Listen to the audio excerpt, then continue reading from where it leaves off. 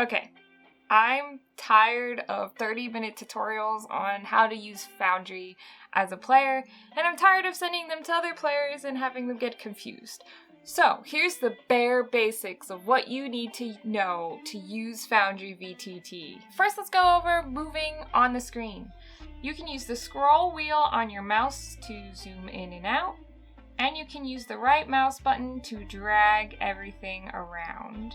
You can select characters that you control and then move them around with either the arrow keys, the WASD keys, or you can drag and drop your token onto any square. Let's start with the character sheet.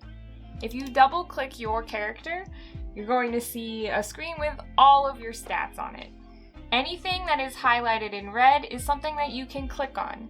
So you can roll an acrobatics check and it will come up over here. Yours might not look exactly like this because I have a module on here that allows us to roll 2 dice at a time, so you don't have to click and add advantage or disadvantage. That module is called Better Rolls for D&D 5e. There are many other modules out there like that that can have quality of life effects, and I highly recommend that you tell your DM to find something so you're not clicking a million times. Up here under your hit dice is your short rest and your long rest. You can click on these to do so. I'm not going to because technically they're in the middle of a battle right now. If you need to make just a straight roll or a saving throw, you click on the ability over here on the left-hand side, and then it will prompt you whether or not you want it to be an ability check or a saving throw. Then you'll click that and it'll roll for you. In this top left area, you can see a place to track resources. For this character, he's a bard, so he tracks his bardic inspiration up here. You can set whether they reset by a short rest or a long rest. I would use this for things like key points as a monk, wild shape ability as a druid, obviously bardic inspiration, sorcery points, etc. You can edit literally any section that has one of these little icons with the square and the pencil on it. I would highly recommend adding under senses a section that says your passive perception and what that is, so you don't have to keep looking it up every time or doing the math. Let's go over inventory. So in your inventory section, you can manually add an inventory item by clicking this add button on the right hand side. It'll create this. It'll look real ugly and basic, but you'll use the little pencil button. That'll bring up a box. You can name it.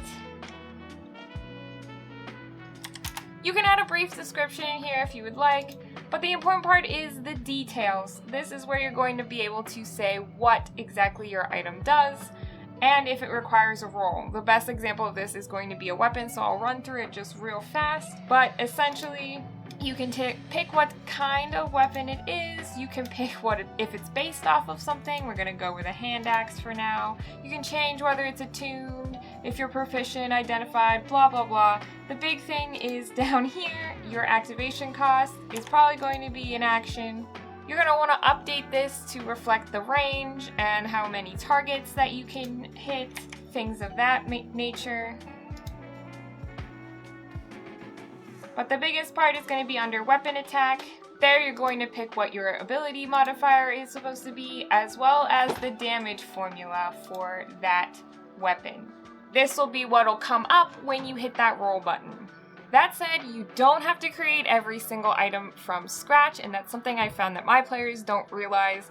You can actually use the compendiums. There are some built-in compendiums with the SRD standard free items that D&D provides. You can access those by going up here to the top right corner. You're gonna see a little book with a little globe on it. You'll click on that, you're gonna scroll down and you're gonna find the one that says Items SRD. You'll click that. You can then see there's a whole list of stuff, and at the top you can just start typing. It will find a relevant item. You can click it and drag it into your inventory, and there you have it. You don't have to add stats or anything, and when you go to roll, it'll be perfect. You can do this with items, weapons, equipment, spells, and feats, so look before you start making your own.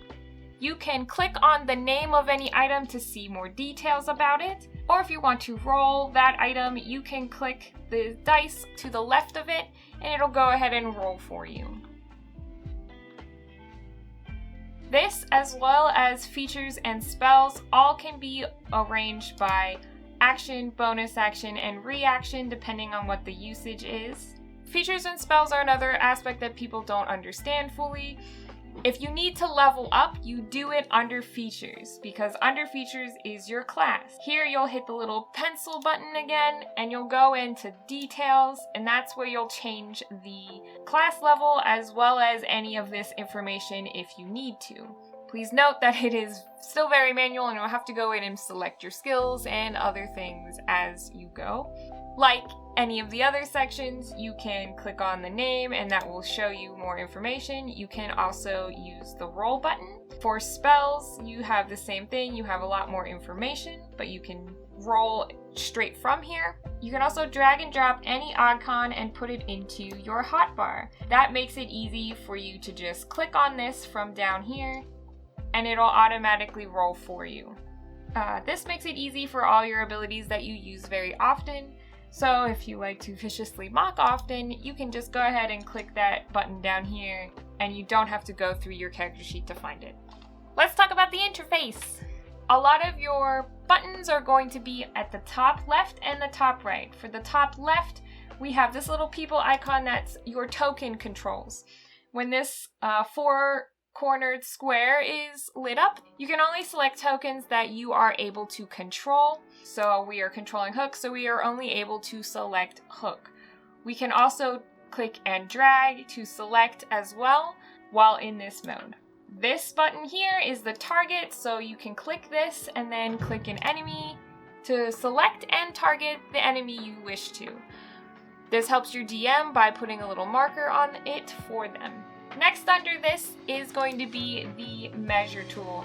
So you can actually click this measurement button and you can click and drag and determine how far away you are from something. So we're 20 feet from this enemy. You can also do this while you're under the select icon. So if we go back to select and you hold the control button and you click on your character and drag, release the control button and you can mark where you want to go. Just hit the space bar and you'll travel to that point. This square ruler button here is for measuring spell attacks and effects. So if you click on that, you can go ahead and drag a circle out here, say 20 feet. You can click this center icon and move that around if you want to get the optimal position to hit all the enemies or not your friends. You can also hit Ctrl-Z, that'll take it back to where you had it placed it before. If you want to delete it, you can click on it and you can hit the backspace button or the delete button. If your DM allows, you can draw on the screen either with freehand, shapes, or text. First three icons are for shapes, this squiggle line is for freehand, and then you have text. This will let you configure the settings so you can change the fill, the color, whatever. In particular, I find this is super useful for characters who have like a spiritual weapon and need to mark that on the map. You could easily select the draw eclipse button. You can then draw a little circle and then go back to that select drawings button and you can actually move this drawing around as you move your spiritual weapon. Deleting is still the same. Backspace or delete will erase that for you. When the DM calls roll for initiative, you're gonna actually go to the top right hand corner and find this little fist icon. You'll click on that. You should see your name up here. If not, your DM messed something up. But you'll find your little D20 and you'll click that button and you'll roll initiative. Any icon up here you can actually pop out, so if you hit the right mouse button, you can pop it out into a smaller window on your screen and move it around. The other important one, aside from the compendium, which we went over, where you can find spells, items, feats, is the music one. So obviously it's a little tune, but if your DM has any music playing, you can adjust the volume here. Now let's go over your token. Obviously you can move your token around, but if you right click on your token, a bunch of different boxes come up. The important ones to pay attention to are the health bar at the bottom. If you want to add or subtract health, you don't have to do the math. You can just type in minus or plus and then hit enter, and it will subtract that from your health. So now we're at 30, we'll give him back his health. It's back to 35. You can use this button here to toggle status effects. This will put a little icon on you. So let's say that you are prone. You can click that prone button and you will have a little icon right above your head. It also puts it on your character sheet for you. Lastly is this little box here. This you can use to add movement to your character. So say you were hasted and your movement was doubled, you would add an additional 35 feet to yourself and it'll say plus 35 above your head as a reminder that you have that. That's it. That's the basics. I hope that this was a short and sweet version for you. If your Foundry does not look exactly like my Foundry, it's probably because I've added a bunch of modules.